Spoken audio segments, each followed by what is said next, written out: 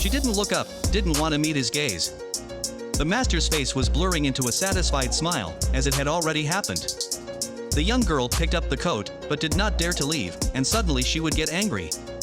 If the master likes the maid, it's not too good, but if she displeases him, it will be much more difficult.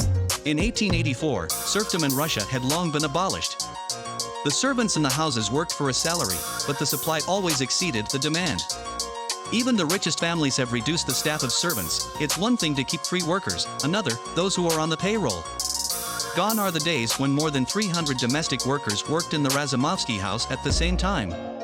After the liberation of the serfs, the Princess Kropotkin had 3 coachmen, 2 cooks, the same number of nannies and tutors, as well as a housekeeper and 2 maids. It was most difficult for girls and young women to find work.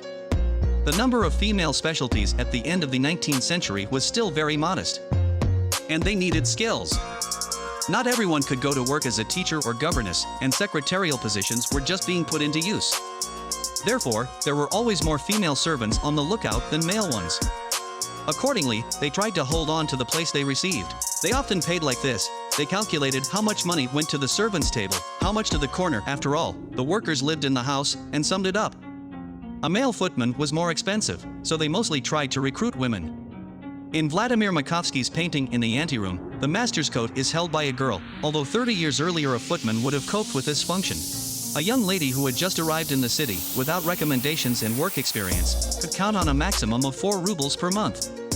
The cook asked for at least 12. But the owners absolutely everywhere wanted to save money, so by the end of the 19th century, an employee in the house was doing not just one job, but 3 or 4 at once. The maid cleaned in the morning, then helped in the kitchen, and could also take the children out for a walk if the nanny was ill. And sew buttons to the hostess's dress. A craftswoman of all trades. Things were somewhat different if the master liked the maid. There could have been gifts, and an increase in salary, and a freer work schedule. The girl in Vladimir Makovsky's painting is embarrassed for good reason. An elderly man in a hat clearly favors her. And the maid doesn't know where to put her eyes. The girl does not look like a coquette at all, and her modesty does not seem deliberate. There is also a hidden fear. What is the right thing to do? If the master shows attention and she behaves abruptly, will this not entail dismissal? And on the other hand, how to compromise your own principles? Yes, serfdom was abolished, and the owner could no longer demand sympathy from the maid. But, in fact, in such situations, girls simply did not have a chance to act on their own choice. Who has absolutely no doubts in this picture is the owner. He is calm, satisfied, his life position is very clear. This person feels right to perform any actions. Besides, he knows that the poor maid has absolutely nowhere to go. And even if you have to calculate the girl, there will always be another one. Vladimir Makovsky created a brilliant picture. He revealed to the layman a side of life that many did not pay attention to at that time. Every day, sometimes passes us by, as they say, the eye is blurred. And it was customary to talk about the servants of that time in a completely different way, dishonest and sluggish people.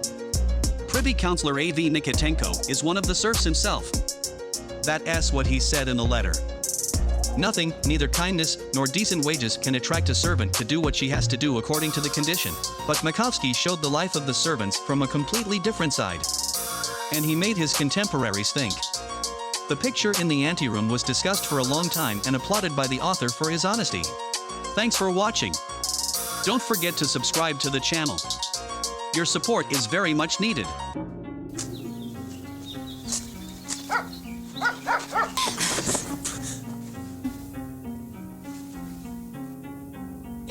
Aren't you ashamed? Ah!